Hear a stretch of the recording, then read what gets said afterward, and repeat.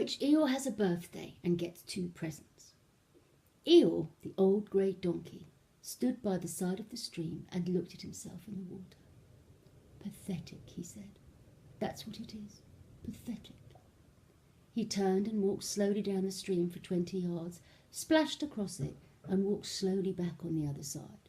Then he looked at himself in the water again. As I thought, he said. No better from this side, but nobody minds. Nobody cares. Pathetic. That's what it is. There was a crackling noise in the bracken behind him, and out came Pooh. Good morning, Eeyore, said Pooh. Good morning, Pooh Bear, said Eeyore gloomily. If it is a good morning, he said, which I doubt, said he. Why, what's the matter? Nothing, Pooh. Nothing. We can't all, and some of us don't. That's all there is to it.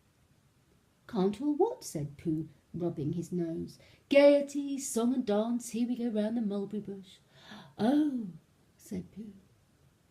He thought for a long time and then asked, What mulberry bush is that?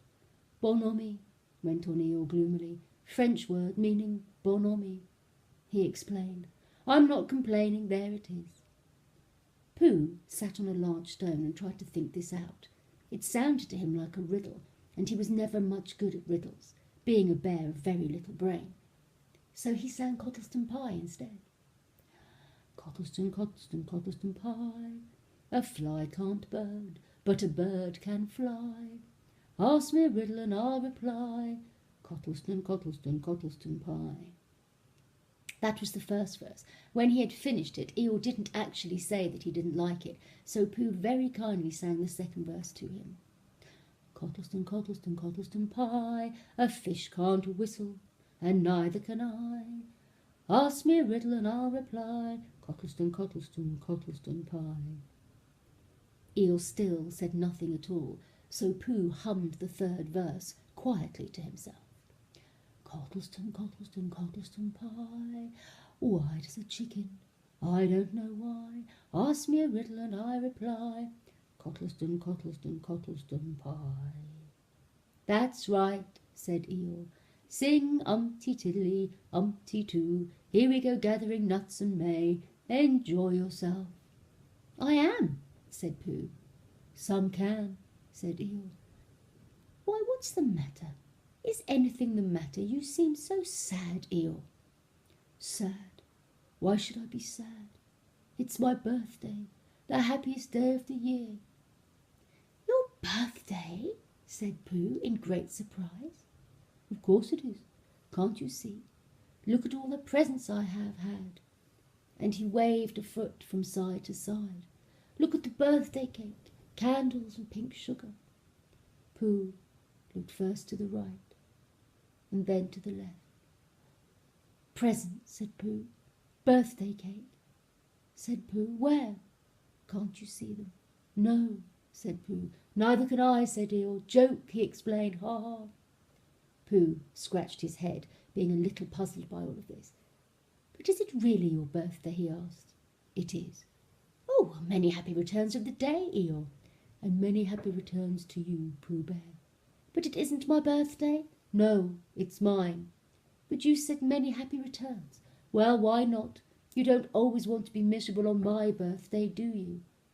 Oh, I see, said Pooh. It's bad enough, said Eeyore, almost breaking down. Being miserable myself, what with no presents, and no cake, and no candles, and no proper notice taken of me at all, but if everybody else is going to be miserable too. This was too much for Pooh. Stay there, he called to Eeyore, as he turned and hurried back home as quickly as he could. For he felt he must get poor Eeyore a present of some sort at once, and he could always think of a proper one afterwards.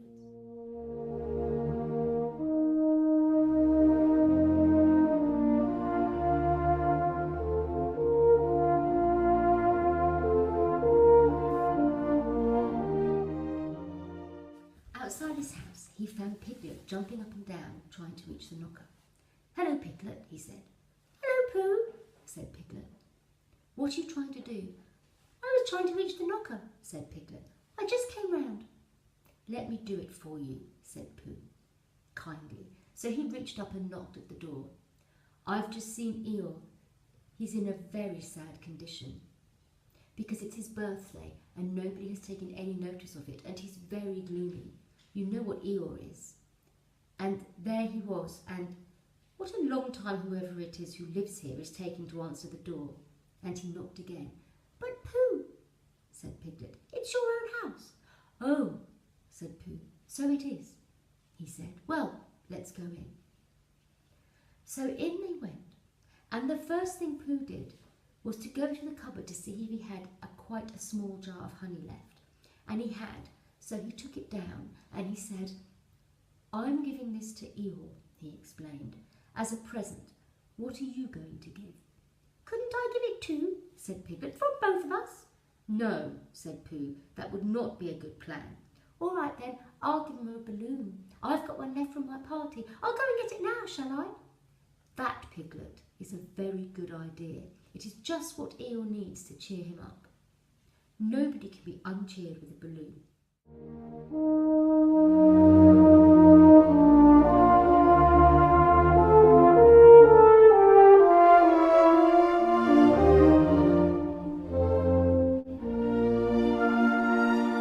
So off Piglet trotted, and in the other direction went Pooh with his jar of honey. It was a warm day, and he had a long way to go. He hadn't gone more than halfway when a sort of funny feeling began to creep over him. It began at the tip of his nose and trickled all the way through him and out at the soles of his feet.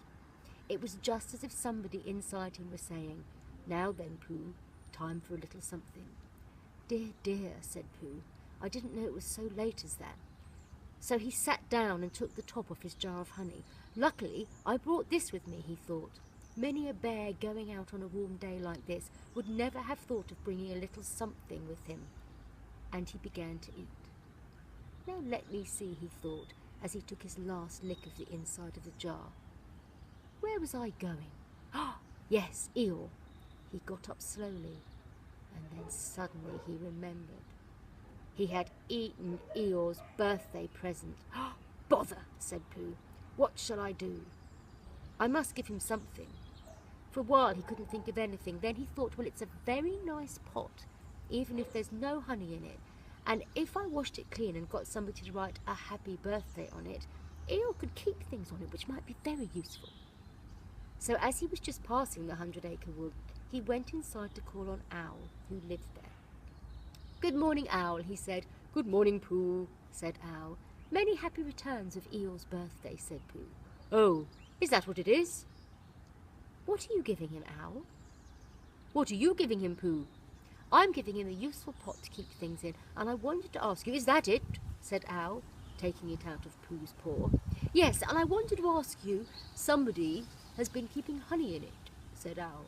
"You can keep anything in it," said Pooh earnestly. "It's a very useful pot, useful like that, and I wanted to ask you— You ought to write a happy birthday on it."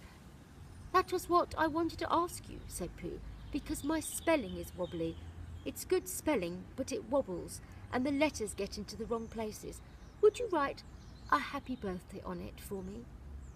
"It's a nice pot," said Owl, looking at it all around. "Couldn't I give it too? From both of us?"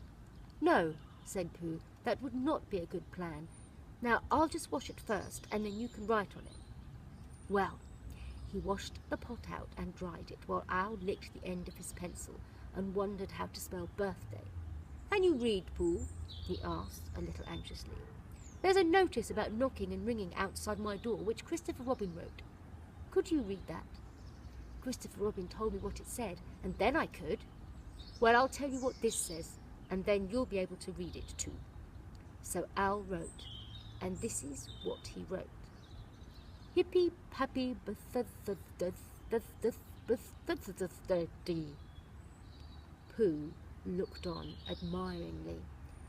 "I'm just saying a happy birthday," said Owl carelessly. "It's a nice long one," said Pooh, very much impressed by it. "Well, actually, of course, I'm saying a very happy birthday with love from Pooh. Naturally, it takes a good deal of pencil to say a long thing like that." "Oh, I see," said Pooh.